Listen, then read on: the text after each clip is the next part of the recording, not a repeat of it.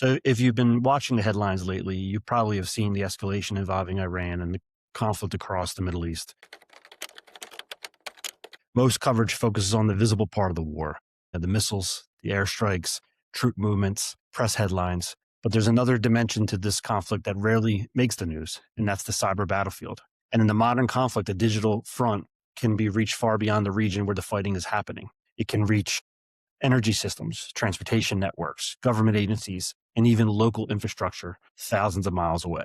To understand why, you have to look at Iran's history with cyber operations. Back in 2010, the Stuxnet operations targeted Iran's Natanz nuclear facility. Malware disrupted centrifuges and physically damaged nuclear infrastructure. That moment changed cyber strategy around the world. It proved something powerful. Cyber operations can create real-world consequences. In Iran, they took lessons seriously. So over the last decade, Iran has built a cyber capability designed for asymmetric disruption, credential harvesting, attacks against internet-facing infrastructure, DDoS campaigns, data theft, and influence operations. They don't need to match larger cyber powers technically across every domain. They just need to find the easiest way in. And increasingly, that entry point isn't the primary target. It's the ecosystem around it, the vendors, the SaaS platforms, the service providers connecting across multiple organizations. And when conflict escalates, attackers often pursue the path of least resistance, and that means the digital supply chain. The lessons for the organization isn't the panic, it's preparedness. Cyber resilience today requires visibility not only into your own networks, but into your broader ecosystem of vendors, partners, and service providers that support your operation. Because in modern conflict, the first sign of escalation may not be a missile launch or a troop movement. It may be a login attempt from halfway around the world. You're seeing cyber being implemented throughout the whole ecosystem of the war. Now it's surveillance, pre-attack planning, it's full-scale attack during the event, and potential off-state, whether you're in attacks with a nation state and then you're branching off to some of their allies and attacking them. So it's truly now become the fifth domain.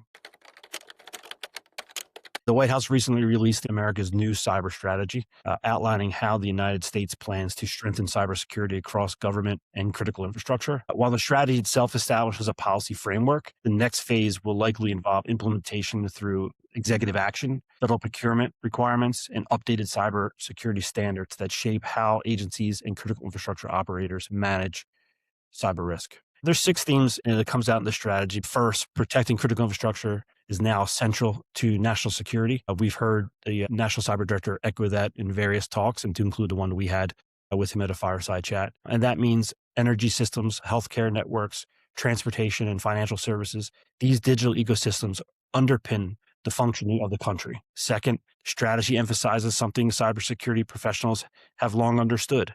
Government cannot defend this landscape alone. Most critical infrastructure is owned and operated by the private sector. That means public-private collaboration and real-time information sharing have to become operational, not theoretical.